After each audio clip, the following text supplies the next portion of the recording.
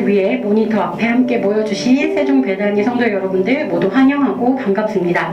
이 시간 우리 함께 예배하고 있는 가족들과 인사 나누도록 하겠습니다. 사랑합니다. 축복합니다. 함께 인사 나누시겠습니다.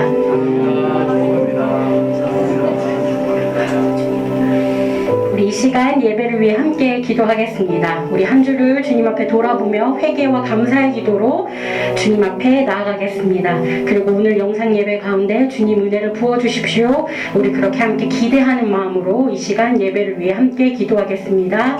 함께 기도하시겠습니다. 주님 이 시간 하나님께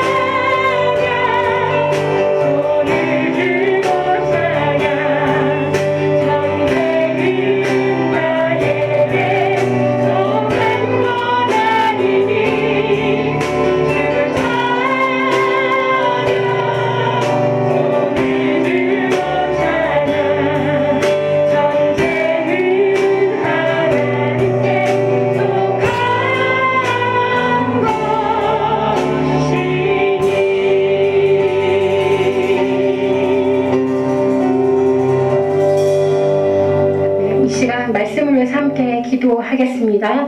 말씀 가운데 주님 은혜를 부어주시고 하나님 그 말씀을 듣고 깨달을 수 있도록 하늘의 지혜를 주님 이 시간 우리 가운데 허락하여 주십시오. 그리고 말씀 증거하시고 선포하시는 목사님을 위해서도 시간 함께 기도하며 나아가겠습니다. 함께 소리내어 기도하시겠습니다. 주님 이 시간 말씀으로 말씀하시는 하나님 주십시오.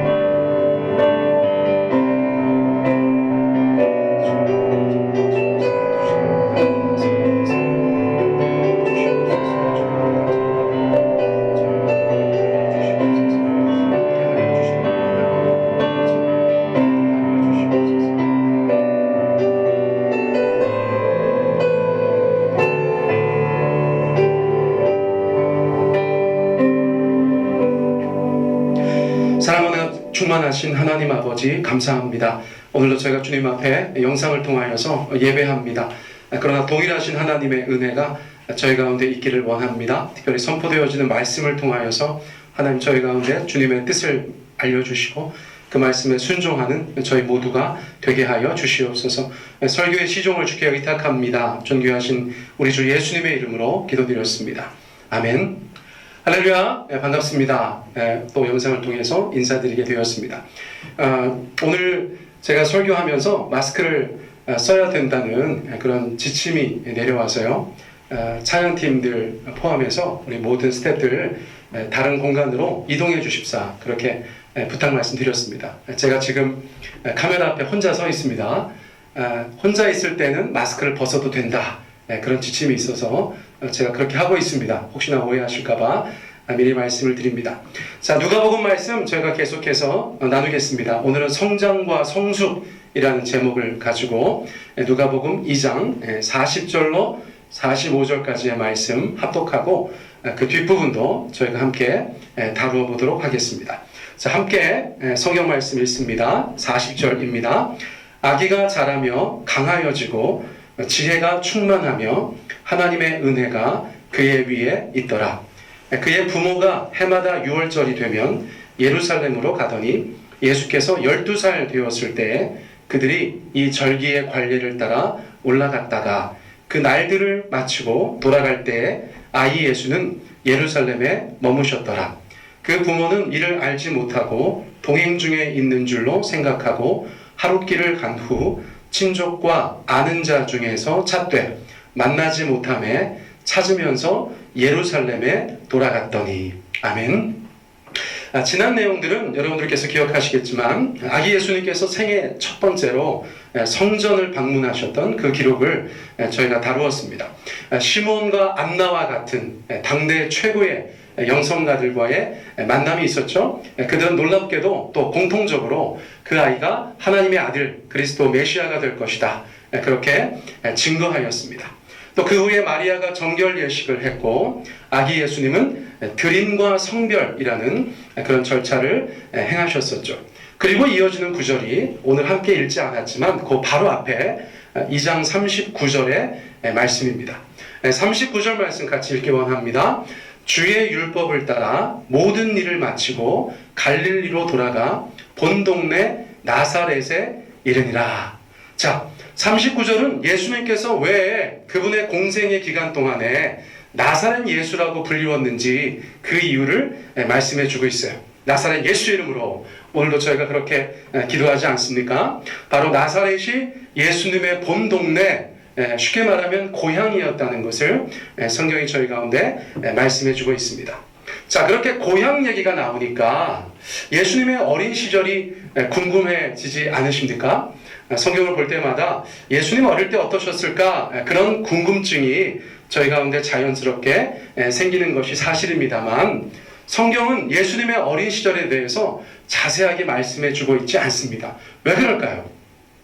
예수님의 어린 시절보다 그분의 성인기가 훨씬 더 중요하기 때문에 그 한정된 말씀 안에서는 예수님의 성인기, 특별히 공생의 3년을 집중적으로 말씀해 주고 있는 것입니다. 자, 그런데 전혀 말씀해 주시지 않는 것도 아니에요. 오늘처럼 요약해서 말씀해 주시는 것을 저희가 알 수 있습니다. 자, 40절 말씀에 이렇게 기록되어져 있어요. 40절 함께 읽습니다. 아기가 자라며 강하여지고 지혜가 충만하며 하나님의 은혜가 그의 위에 있더라. 자, 유아기와 유년기의 요약이라고 할 수 있습니다. 저희가 오늘날로 따지면 초등학교 때까지, 그 정도 때까지의 요약이라고 할 수 있는데, 한마디로 뭘까요? 아주 잘 성장하셨다. 그렇게 이해할 수가 있을 것이에요. 자, 성장이라는 것은 너무나 중요한 단어이고 주제이고 개념입니다. 여러분, 저도 아이를 셋을 키우면서 어느 때가 가장 기쁘고 행복했는가를 생각해 보면 그 성장의 순간들이라는 것을 알 수가 있어요. 자, 예를 들어서 아기가 웃었습니다. 고개를 들었어요. 몸을 뒤집었어요. 앉았어요. 일어서요. 걸어요. 말을 해요. 뛰어요. 키가 컸어요. 무거워졌어요. 힘이 세졌어요. 예전보다 더 빨리 뛰어요. 혼자서도 잘해요.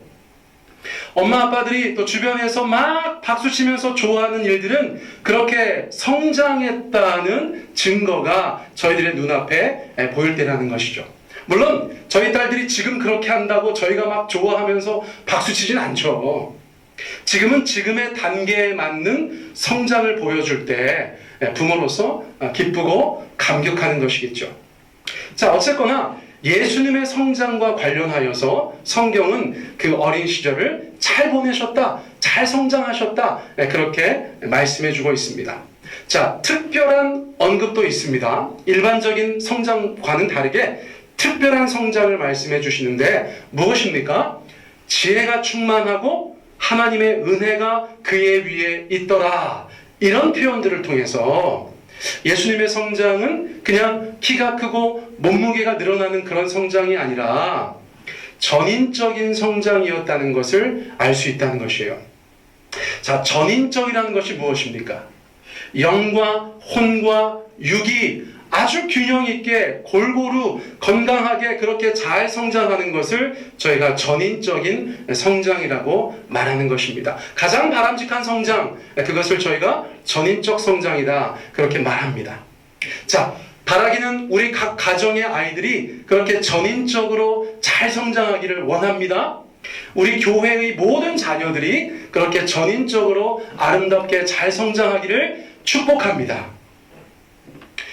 자, 그런데 그렇게 성장을 하다 보면 어느 때에 의미 있고 중요한 변화가 나타나기도 하죠. 이어지는 본문은 예수님의 그런 변화를 우리 가운데 보여주고 있습니다. 바로 12살 예수님의 모습입니다. 사실 만 12살은 여러모로 의미가 있는 나이였어요. 실제로 유대인들은 13번째 생일이 지나면 성인처럼 취급하는 그런 문화가 있었습니다. 그러니까 12살은 예수님께서 어린 시절을 접고 이제 청년 초기로 접어드는 그런 시기였다고 얘기할 수 있겠어요. 저희는 굉장히 중요한 그 시절의 예수님의 모습을 지금부터 보게 될 것입니다. 자, 41절부터 나타나는데요.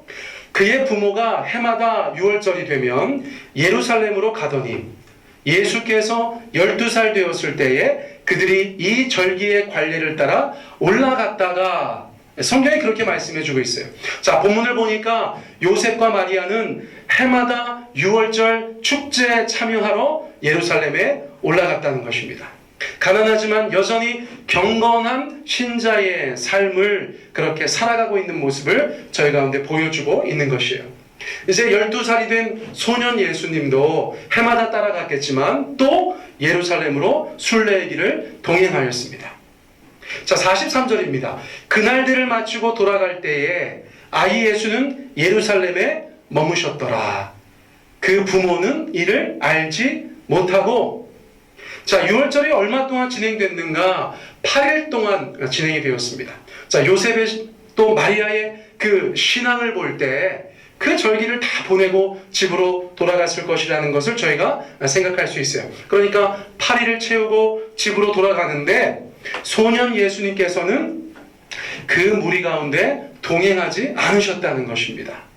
아직은 소년기에 있는 예수님께서 그 무리를 이탈하셨다는 것에 묘한 긴장감을 저희가 가질 수 있어요. 더욱이 요셉과 마리아가 이 사실을 모르고 있었다는 것에 더더욱 그렇습니다. 자, 그런데 오늘의 주제인 성장의 관점에서 이 사건을 본다면 어떤 면에서는 굉장히 자연스럽다는 것입니다. 여러분, 성장은 그런 것입니다. 그동안 자기를 지켜두었던 껍질을 깨고 울타리를 박차고 나가는 것입니다. 그리고 자기 자신을 찾는 것이지요. 이것은 부모에 대한 배신도 아니고 배반도 아닙니다. 어떤 면에서 분명한 성장의 일부라고 얘기할 수 있어요. 소년 예수님도 더 어릴 때는 하지 않던 행동을 하고 있는 것입니다. 자, 그만큼 성장했다는 것이고 많이 컸다는 것입니다.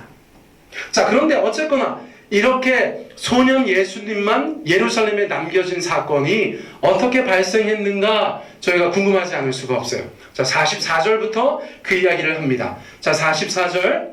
동행 중에 있는 줄로 생각하고 하룻길을 간 후 친족과 아는 자 중에서 찾되 만나지 못하매 찾으면서 예루살렘에 돌아갔더니. 자, 무슨 일이 벌어졌죠? 요셉과 마리아가 어린 예수님을 두고 떠난 이유는 동행 중에 있는 줄로 생각했기 때문이라는 것입니다.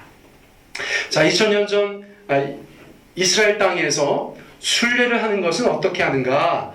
각각의 지역별로 많은 무리가 함께 올라갔다 내려오는 것이에요. 나사렛과 나사렛 주변의 많은 사람들, 그 순례객들이 함께 이동하는데 여러분 대부분 친척들이고 이웃들이고 아는 사람들입니다. 그러니까 자, 집에 가자 하고 출발했을 때 어린 예수님께서 그 친척들 중에 어디에, 아니면 이웃 중에 어디에, 아는 사람 중에 어디에 그렇게 섞여 있을 것이라고 생각하는 것은 크게 이상한 일이 아니었다는 것이에요. 제가 이렇게 설교를 준비하다가 생각난 일이 있었어요. 여러분, 제가 한 5살쯤 됐었던 것 같아요. 저희 누나들과 좀 이야기를 나누어 봤는데요. 5살 때쯤 된 것 같습니다. 가족들이 어디에 좀 휴가를 다녀왔는데 그때부터 기억이 똑같지는 않습니다. 어디 역 앞이거든요. 저는 서대전역 앞 같은데 저희 큰 누나는 대전역이라고 하고 저희 어머님은 대천역이라고 하시고 저희 작은 누나는 모르겠다 그렇게 얘기했기 때문에 분명한 것은 아무튼 역전입니다. 역전. 어디 역전 앞에서 내려서 저희가 택시를 기다리고 있었어요. 저희는 아시는 것처럼 5인 가족인데요. 5의 가족이 이렇게 택시를 기다리고 있는데 택시를 타면서 점점 줄이 줄어들었겠죠. 그래서 택시를 탈 때가 다 됐는데 옆에서 싸움이 났어요. 제가 그것이 분명히 기억이 납니다. 5살 정도밖에 안 됐던 아이지만 여러분, 세상에서 제일 재밌는 것 중에 하나가 싸움 구경 아닙니까? 그러니까 어린아이가 그냥 아주 마음을 뺏겨가지고요. 그 어른들이 도대체 왜 저러나 하고 상황은 잘 이해가 안 됐겠지만 그 싸움을 이렇게 구경하고 있었어요. 근데 갑자기 제 옆에서 부릉 하는 소리가 나고 차가 출발하는 것 같이 느껴져서 제가 이렇게 쳐다봤더니 택시는 저만큼 가고 있고 저희 가족들은 아무도 보이지 않는 거예요. 어떤 일이 벌어진 것입니까? 네, 맞습니다. 저만 남겨놓고 5살짜리 아들 하나만 남겨놓고 나머지 4사람이 택시를 타고 출발을 한 것입니다. 아이고, 그때 제가 얼마나 당황을 했는지요. 얼마나 무서운지요. 막 손을 흔들면서 소리를 지르면서 울면서 그 택시를 막 불이 났게 쫓아가는데 그때 그 감정이 지금도 약간 생각이 나는 것 같기도 하거든요. 일종의 트라우마 일 수도 있어요. 그런데 제가 막 택시를 막 정말 죽을 똥 살 똥 쫓아가는데 다행히 뭐 수십 미터 가던 택시가 급정거를 하더라고요. 그리고 나서 앞문이 열리고서 저희 아버지께서 차에서 내리시는 그런 정말 극적인 장면을 제가 보게 됐어요. 뭐 아버지랑 제가 막 이렇게 살갑진 않았지만 어쨌거나 그 순간은 너무 반가우니까 제가 아버지한테 막 뛰어갔고 아버지가 저를 안아주시는 듯 했어요. 그래서 제가 안도감을 느끼면서 너무나 행복했는데 갑자기 아버지가 저를 막 때리시더라고요. 너무나 당황하시고 아버지도 놀라셔가지고 그러셨던 것 같아요. 근데 아무튼 그 모든 기억들이 저한테는 굉장히 강렬합니다.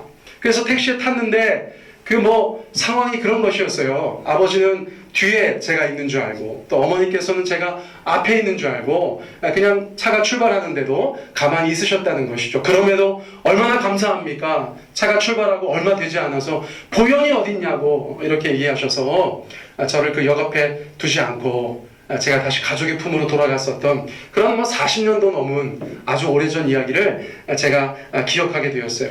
자, 그러니까 이 성경 말씀이 어색하지 않다는 거예요. 정말 그렇게 막 온 동네 사람들이 순례의 길을 갔다 오니까 소년 예수님께서 어딘가에서 놀고 있을 수도 있고 다른 집에 가 있을 수도 있고 그렇게 생각할 여지는 충분히 있다는 것입니다. 자, 어쨌거나 하룻길을 갔어요. 낮 동안 다시 나사렛 쪽으로 걸어가다가 저녁이 되었으니까 야영을 했겠죠? 그제서야 소년 예수님께서 행방불명이 되셨다. 그것을 인지했던 것 같아요. 밤인데 집에 안 들어오니까, 텐트에 안 돌아오니까, 가족의 품으로 안 들어오니까 그렇게 알게 되셨던 것이죠. 난리가 났겠죠. 그 주변부터 수소문을 하셨고 여기저기 다 알아봤는데 결국 나는 예수를 보지 못했다. 오늘 아무도 못 봤다. 그런 이야기들이 들렸겠죠. 자, 그러자 45절에 만나지 못했다. 그래서 찾으면서 예루살렘에 돌아갔다는 것입니다. 그 밤을 보냈을 수도 있고요. 어쩌거나 부지런히 다시 왔던 길을 되돌아가면서 그 순례 행렬을 거슬러 가면서 예수님을 찾기 위한 요셉과 마리아의 노력이 있었다는 것이죠. 얼마나 고생을 했겠습니까? 얼마나 특별히 마음고생을 했겠습니까? 자, 그런데 이제부터 46절부터 나타나는 사건에는 예수님께서 얼마나 성장하셨는가가 다시 한번 묘사되고 있다는 것입니다. 자, 예수님을 잃어버리고 요셉과 마리아가 찾아가는 것은 여러 가지로 해석할 수 있겠지만 어쨌거나 오늘의 주제인 성장만을 생각해보면 여러분 엄청나게 성장해 있는 예수님의 모습, 그 소년 예수의 모습을 저희가 보게 된다는 것이에요. 자, 먼저 어떤 성장을 볼 수 있습니까? 46절과 47절 말씀을 저희가 읽기 원합니다.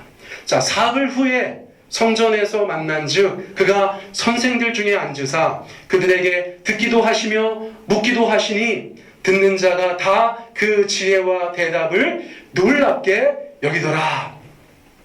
자, 사흘이나 걸렸다고 했어요. 갈 때는 하룻길 갔는데 돌아와서 또 예루살렘에서 사람을 찾는 것에 시간이 많이 소요된 것 같아요. 그래서 사흘째 되던 날 드디어 성전에서 예수님을 찾았는데 어떻게 하고 있는가? 당대의 성경 교사들인 랍비들 틈바구니에 앉아서 듣기도 하고 묻기도 하시고 있는데 그 정도가 아니라 47절 말씀에 보니까 듣는 자들, 랍비들이 예수님의 지혜와 대답을 놀랍게 여기고 있었다는 것입니다. 자, 이건 무슨 말인가요? 12살 유대 소년이 종교 지도자들, 성경 선생들과 토론을 하고 있었다는 것입니다. 그만큼 어린 예수님의 지혜가 충만해져 있었다는 것을 말씀해주고 있는 성경 구절이에요. 여러분, 그런데 어느 정도로 그랬다는 것이죠? 사람들이 놀랄 만큼 엄청난 지혜를 가지고 있었다는 것입니다.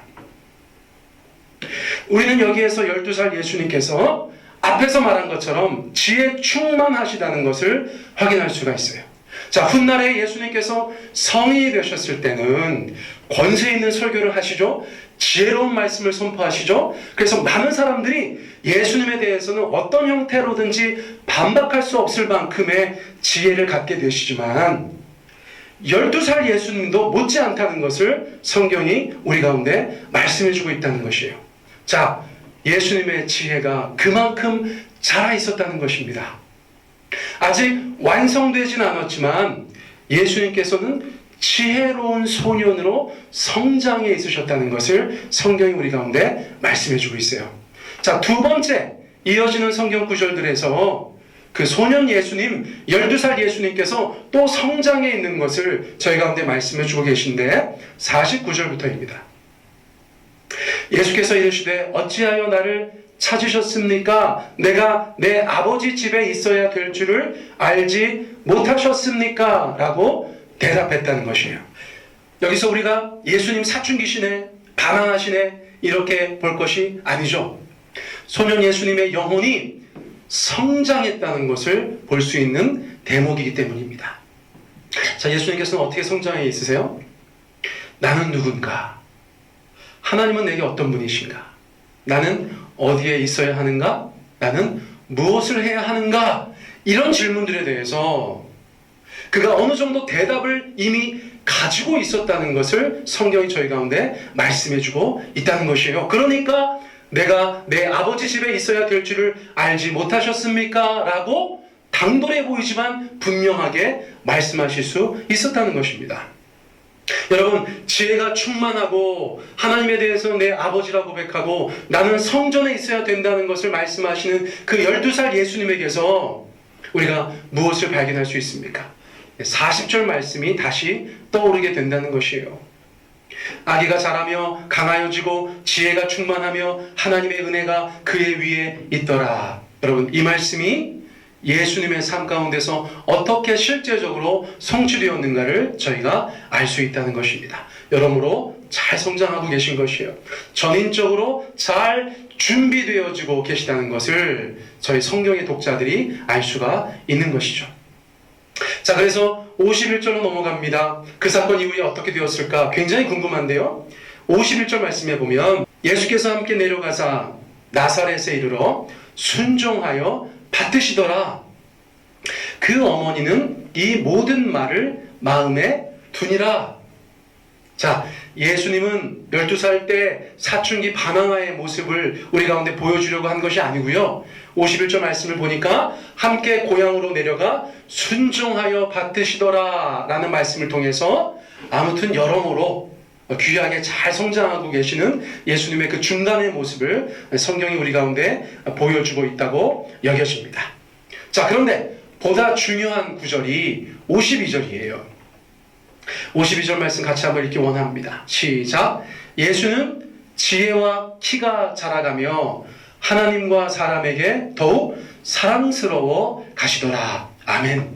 여러분, 방금 제가 언급했던 40절 말씀을 또 기록한 것처럼 대단히 비슷한 내용이 적혀 있습니다. 그런데 40절 말씀이 아니고요, 52절의 말씀이라는 것이에요.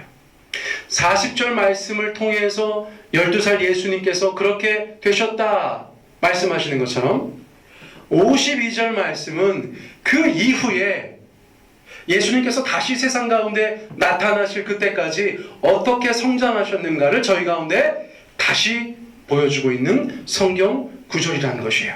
다들 아시죠? 예수님께서 공적인 생애를 시작하신 것은 그분의 나이가 30세쯤 되셨을 때입니다. 30살 정도에 그분의 공생애가 시작됐다. 그렇게 말씀하고 있는데 12살 때부터 20년 넘는 기간 동안 예수님께서는 또 몸과 마음과 영의 성장을 거듭 하셨다는 것이에요.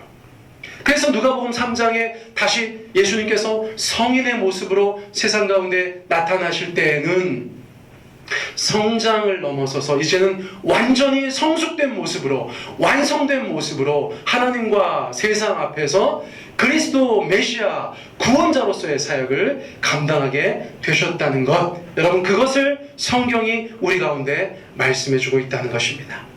예수님의 어린 시절을 우리 가운데 성경이 왜 말씀해주고 있습니까? 하나님의 아들 그리스도 메시아조차도 하나님 앞에서 잘 성장하고 준비되어져서 그분의 그 놀라우신 거룩한 일들을 감당하실 수 있었다는 것을 말씀해 주는 것이 아닐까요? 사랑하는 성도 여러분, 세상에 많은 일들이 벌어지고 있습니다. 그러나 세월은 변함없이 흘러가고 있어요. 그리고 그 세월 속에서 우리의 자녀들은 빠르게 자라가고 있습니다. 바라기는 우리의 아이들이 튼튼하고 지혜롭게 또 하나님을 알고 사랑하는 은혜의 아이들로 커가기를 기도합니다. 또 기도해야 되는 줄 믿습니다. 그리고 우리의 신앙도 성장해야 되는 줄 믿습니다. 아멘. 성장의 성장을 거듭하여서 성숙한 단계, 장성한 분량에 이루어야 되는 줄 믿습니다. 종종 성경 공부, 소감문이나 간증문 같은 것들을 저희가 읽게 되잖아요. 그런데 그런 것을 보다 보면 목사로서 참 기쁩니다. 그 안에 깨달음의 고백이 있고 성장의 감동이 있고 성숙을 향한 간절한 기도의 제목이 있다는 것을 보게 되기 때문입니다. 자, 그런데 목사가, 그냥 저 같은 목사가 우리 성도님들 그런 고백을 듣고도 그렇게 기쁜데, 여러분, 하나님 아버지께서는 그 자녀들인 우리가 그 신앙이 성장하고 하나님 앞에 성숙해가는 과정들을 보시게 될 때 얼마나 기쁘시겠어요? 여러분, 정말 얼마나 기쁘시겠어요? 그러므로 우리는 반드시 성장을 추구해야 된다. 여러 가지 힘들고 어려운 시절이지만 우리의 신앙의 성장을 계속해서 추구해 나가야 한다. 그래서 성장하고 또 성장해서 성숙의 단계까지 다다라야 한다. 여러분, 성경은 오늘 우리 가운데 그것을 말씀해주고 있는 줄 믿습니다. 자, 여기에서 교회를 언급하지 않을 수 없어요. 여러분, 저희 교회도 계속해서 성장하고 있는 것에 감사드립니다. 그렇게 성장을 거듭하여서 오늘에 이르렀어요. 아름드리 나무라고 말씀드릴 수는 없지만 이젠 제법 비바람을 견딜 수 있는 그런 한 그루의 나무로 어엿하게 서 있습니다. 저는 훗날 저희 세종대전 교회 역사를 돌아보면서 2021년을 저희가 굉장히 의미 있고 중요하고 복된 해였다고 그렇게 회고하게 될 것 같다는 느낌이 있어요.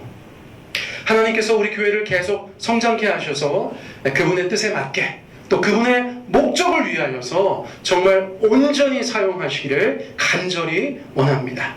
그러나 그런 성장을 위해서는 지금의 껍질을 깨야 되는 줄 믿습니다.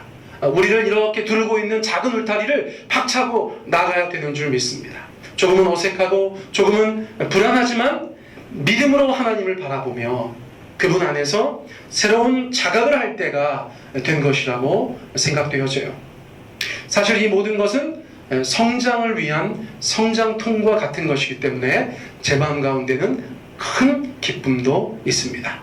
확실한데 우리는 잘 자라고 있습니다. 그리고 앞으로도 잘 성장할 것입니다. 그리고 하나의 교회로서 하나님 앞에 성숙된 모습을 보이게 될 줄 믿습니다. 그리하여서 주님께서 정말 쓰시기 편한 도구로 정말 주님께서 마음껏 쓰시는 교회로 그렇게 세워져 가게 될 것입니다. 예전에 제가 책에서 본 내용인데요, 오랜 시간이 지나도 잊혀지지 않는 그런 인상적인 내용이어서 제가 전하기를 원합니다. 어느 마을을 지나가는 여행객이 있었어요. 그런데 그 마을은 어떤 마을인가? 위대한 사람들이 많이 탄생한, 많이 배출된 그런 마을이었어요. 그래서 그 여행객이 그곳을 방문합니다. 마을 입구에서 한 노인을 만납니다. 그래서 묻습니다. 어르신, 이 마을이 그렇게 위대한 사람들이 많이 탄생한 마을입니까? 그러자 그 노인이 대답합니다. 그렇지 않습니다. 이 마을에서는 위대한 사람이 태어난 적이 한 번도 없습니다. 그냥 우리 마을은 신생아들이 태어난 마을입니다. 자, 여러분, 이 이야기가 우리 가운데 무엇을 말해주고 있습니까? 여러분, 세상 모든 사람들이 다 작게 태어납니다. 세상 모든 사람들이 다 그렇게 부족한 모습으로 태어납니다. 그러나 성장하고 또 성장하고 성숙하고 또 성숙하였을 때 아주 작고 보잘것없는 신생아, 그 작은 아이들도 어느새인가는 위대한 사람, 위대한 인물이 될 수 있다는 것을 말해주고 있는 그런 책의 내용인 것 같아요. 사랑하는 성도 여러분, 우리 모두가 성장하기를 축복합니다. 그리고 하나님 앞에서 그런 자녀가 되기를 위해서 기도하고 노력하기를 원합니다. 포기하지 마시고 주님과 함께 그 성장과 성숙의 길을 함께 걸어가는 우리 모두가 되기를 예수님의 이름으로 축복합니다. 이 시간 우리가 함께 기도하기를 원합니다. 기도하실 때 세 가지 기도 제목 가지고 기도드리기 원하는데요. 첫째는 하나님, 저희가 여러 면에서 특별히 신앙의 영역에서 성장하게 하시고 성숙하게 하여 주십시오. 우리 부부, 우리 가정, 우리 교회가 하나님 앞에서 성장하고 성숙하게 하여 주십시오. 또 두 번째 기도하실 때는 교회 이전이 화평과 은혜 속에 이루어지게 하여 주시옵소서. 또 세 번째 기도는 코로나 국면을 잘 이겨내게 하여 주십시오. 우리 그렇게 주님 앞에 세 가지 기도 제목 가지고 함께 기도 드리겠습니다. 사랑의 하나님 아버지 감사합니다. 세종배당 교회 우리 모든 지체들 하나님 안에서 성장하고 성숙하는 귀한 인생들 되게 하여 주십시오. 아버지 그리하여서 어느 때 하나님 앞에서 귀하고 복되게 쓰임받는 저희 모두가 되기를 간절히 원합니다. 아버지 하나님 참으로 예수님께서도 그렇게 성장하셔서 아버지 하나님 앞에 귀하게 쓰임받았다는 것을 말씀해 주셔서 감사합니다. 저희도 하나님 아버지 앞에 그렇게 성장하고 성숙하게 하여 주시옵소서. 교회가 이전해야 되는 것이 저희들 가운데 복인 줄 믿습니다. 하나님 아버지 화평한 또 은혜 속에서 그 모든 것들이 아름답게 진행될 수 있도록 주께서 역사하여 주시옵소서. 하나님께서 예비하신 아버지 좋은 모습, 하나님 귀한 모습, 아버지 무엇보다 원교인들 화평하고 그 모든 것들을 다 감당할 수 있도록 주님 역사해 주셔서 세종배당교회 역사에 있어서 더 성장의 아버지 발판이 될 수 있도록 주께서 함께하여 주시옵소서. 코로나 국면에서 저희들이 이 모든 것들을 잘 이겨내기를 원합니다. 주 하나님 아버지 힘들고 어려운 시절을 저희가 살고 있습니다. 주 하나님 아버지 우리 가운데 온전히 역사하여 주시고 주님만을 간절히 바라보는 저희 모두가 다 될 수 있도록 주께서 함께하여 주시옵소서. 주님 인도하여 주시옵소서. 우리 하나님 아버지 새롭게 하여 주시기를 원합니다. 주님 우리가 온전히 인도하여 주시옵소서. 주님 감사합니다.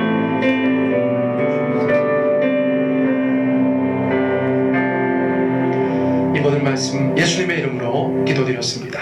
아멘. 이 시간 찬송가 291장 외롭게 사는 이 그 누군가 우리 함께 찬양 드리겠습니다. 나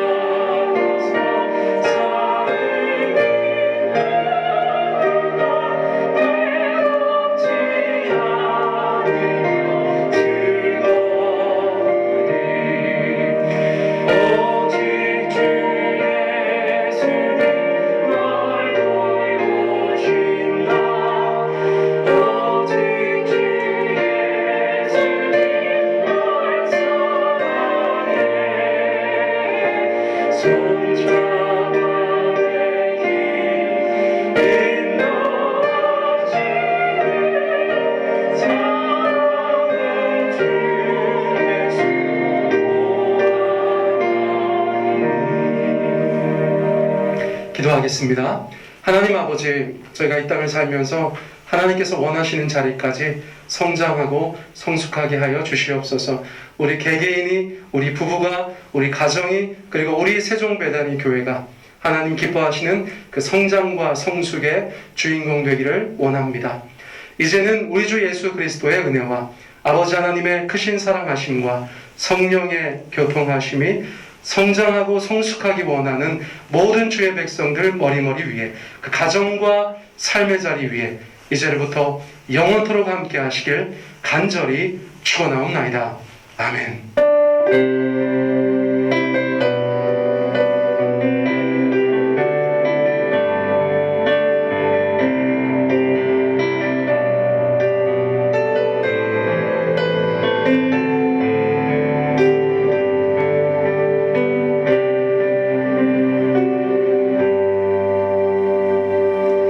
네, 예배를 마쳤습니다. 광고 말씀은 특별한 것은 없지만 미리 알려드린 것처럼 오늘 오후 2시에 확대 재직회의가 있겠습니다. 우리 전교인들에게 열려있는 자리니까요. 관심 있는 분들께서는 교회로 오시면 되겠습니다. 예배가 아닌 모임은 49명까지 그렇게 모일 수가 있습니다. 새로운 지침에 그렇게 기록되어져 있는 것을 제가 확인했으니까요. 크게 부담 갖지 마시고 그렇게 오셔도 좋겠다, 그런 생각이 듭니다. 교회 여러 가지 앞으로의 행보를 위해서 계속해서 기도해 주시기를 부탁 말씀드리겠습니다. 다음번 영상 예배까지 여러분 강건하시길 바랍니다. 사랑합니다. 축복합니다.